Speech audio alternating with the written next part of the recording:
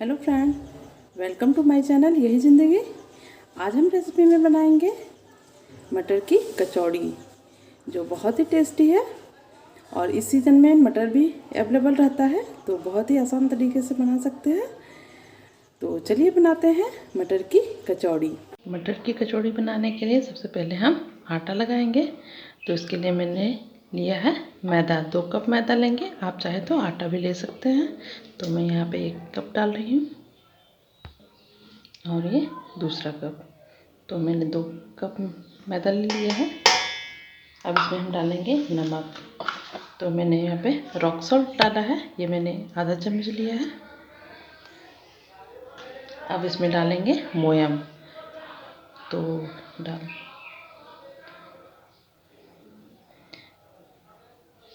तो यहाँ मैं मोम ले लेती हूँ। मैंने आधे कप मोम लिया था, तो उसमें से थोड़ा सा बचा ली हूँ। अब इसे हम अच्छे से मिक्स कर लेते हैं। तो मैदे को मोम से अच्छी तरह मिला लेते हैं। तो आप तो जानते ही हैं कि कचौड़ियाँ बनाने में मोम की अहम भूमिका होती है। अगर मोम आप अच्छे से देंगे तो कचौड़ियाँ अच्छे से फूलेंगी। तो मैंने अच्छे से मैदे में मोम को मिला लिया है। तो देखिए, इस तरह से मैं इसको मुट्ठी बांधती हूँ तो ये बन जा रहा है, यानी मोम मेरा परफेक्ट हुआ है। तो मेरा 2 चम्मच मोम बच चुका है, तो इसे रहने देते हैं। अब हम पानी की सहायता से इसे गूँथेंगे। तो पानी थोड़ा थोड़ा करके लेना है। तो यहाँ पे मैं थोड़ा सा पानी डाल रही हूँ और इसे गूँथूँगी। तो देखिए, फिर से थोड़ा पानी लेते हैं और फिर से इसे मलते हुए सॉफ्ट आटा गूँथते हैं। तो देखिए, इस तरह से ये आटा गूँथ चुकी है। देखिए, आटा को अच्छे से मसल के गूँथना है।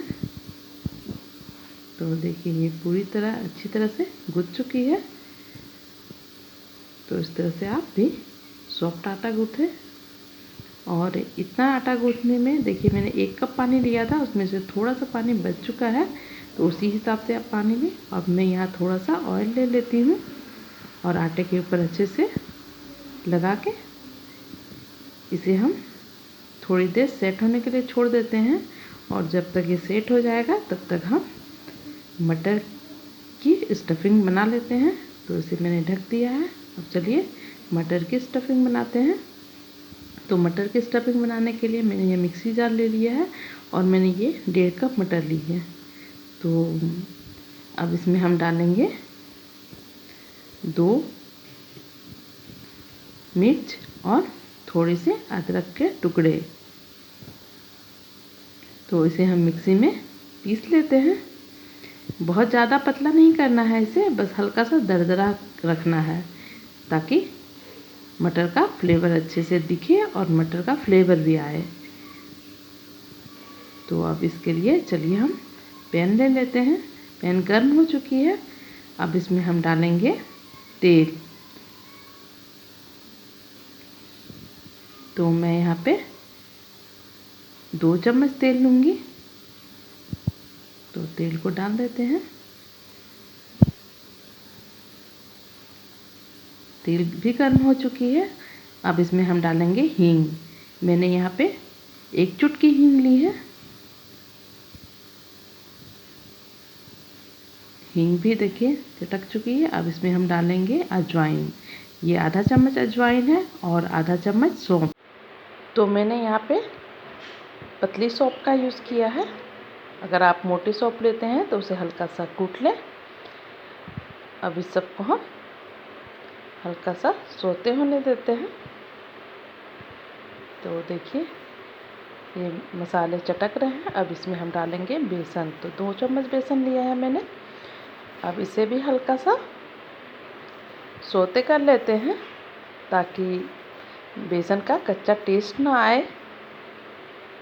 तो इस तरह से इसको हल्का सा भून लेते हैं। अब इसमें हम डालेंगे चाट मसाला। तो ये 1 चम्मच चाट मसाला है। आप इसकी जगह आमचूर पाउडर भी ले सकते हैं। अब डालेंगे 1 चम्मच धनिया पाउडर, 1 चम्मच जीरा पाउडर, आधी चम्मच हल्दी पाउडर। अब इन सब को भी हम अच्छे से मिक्स करेंगे। तो देखिए मसालों को अच्छे से मिक्स करके हल्का सा भून लेते हैं।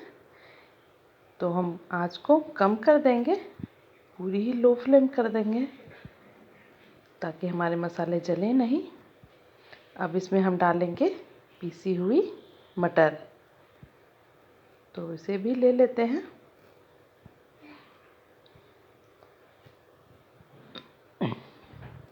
अब इसे हम मसालों के साथ अच्छे से मिक्स करेंगे।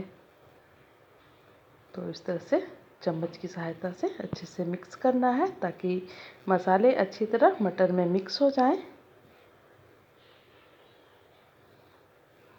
इसे बहुत ज़्यादा भूनना नहीं है, बस 1 मिनट तक ये प्रोसेस करना है।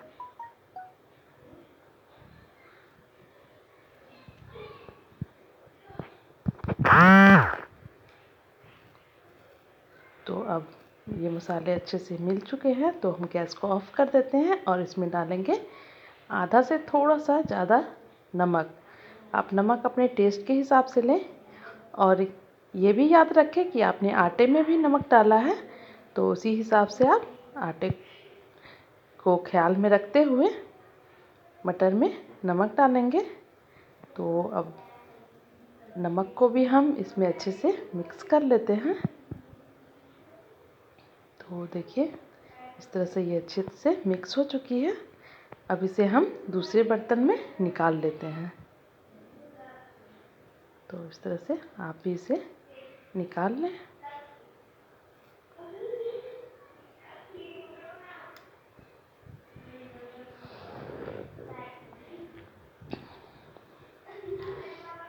तो अब देखिए इसे हम हल्के हाथों से फिर से अच्छे से एक बार मिला लेते हैं।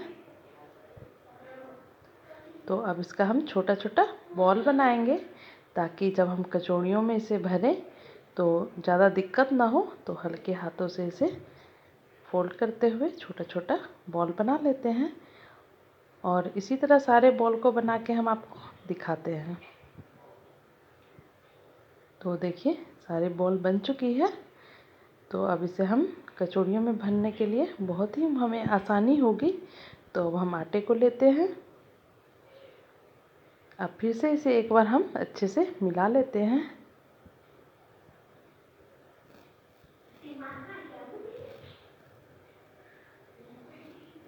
तो देखिए आटे अच्छे से मिल चुकी है। तो इसे हम ये थोड़ा सा मैंने डस्टिंग के लिए मैदा ले लिया है।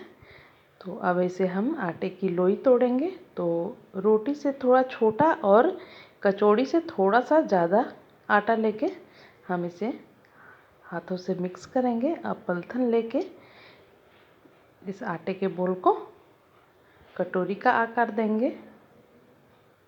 तो इस तरह से दोनों हाथों के बीच में इसे घुमाते हुए इस तरह से गोल कर लेते हैं। अब एक बॉल को लेके इसके अंदर डालेंगे और इसे फोल्ड करते हुए बंद करेंगे। तो देखिए इस तरह से आप इसे फोल्ड कर लें।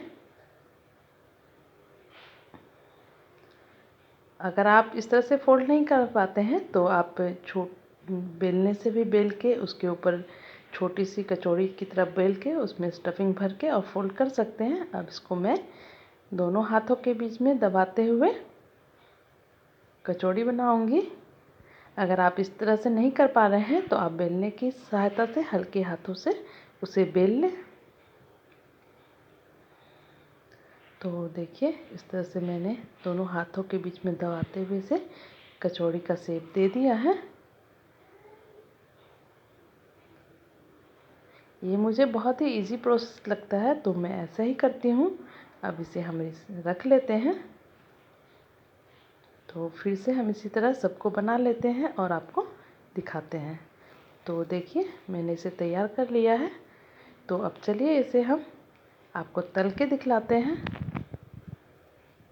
मटर की पूड़ी तलने के लिए कढ़ाई ले ली है। अब इसमें हम डालेंगे तेल।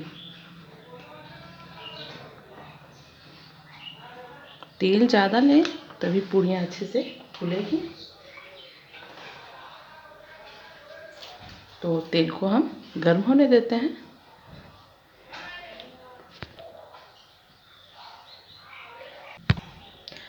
तो तेल गर्म हो चुकी है। अब इसमें हम डालेंगे ये कचौड़ियाँ।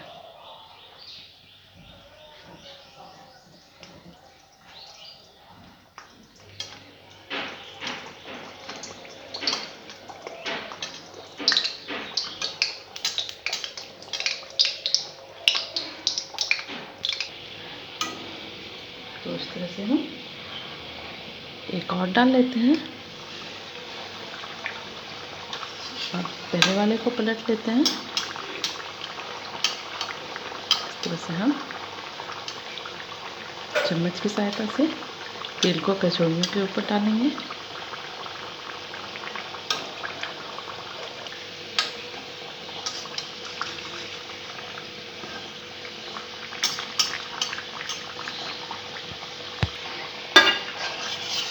तो देखिए ये कचौड़ियाँ अच्छे से फ्राई हो चुके हैं। तो अब इसे हम निकाल लेते हैं।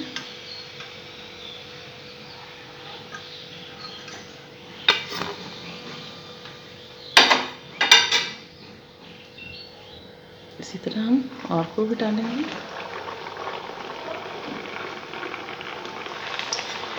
तो इस तरह से मैं सारी कचौड़ियों को तल के आपको दिखलाती हूँ।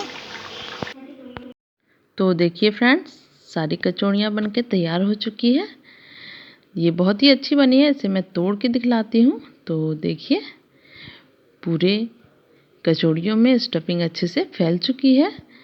तो ये बहुत ही टेस्टी लगेगी। आप इसे ज़रूर बनाएं और इसे आप चटनी के साथ, टमाटर की चटनी के साथ, सॉस के साथ या सब्जी के साथ, किसी के भी साथ खा सकते हैं। तो आप मेरी रेसिपी को अपने फ्रेंड और फैमिली के साथ शेयर करें। मेरे इस रेसिपी को लाइक करें और जो चैनल पर नए हैं वो चैनल को सब्सक्राइब करें। तो इसी तरह से अपना प्यार बनाए रखें। तो मिलते हैं नेक्स्ट वीडियो में नेक्स्ट रेसिपी के साथ। तब तक के लिए बाय बाय।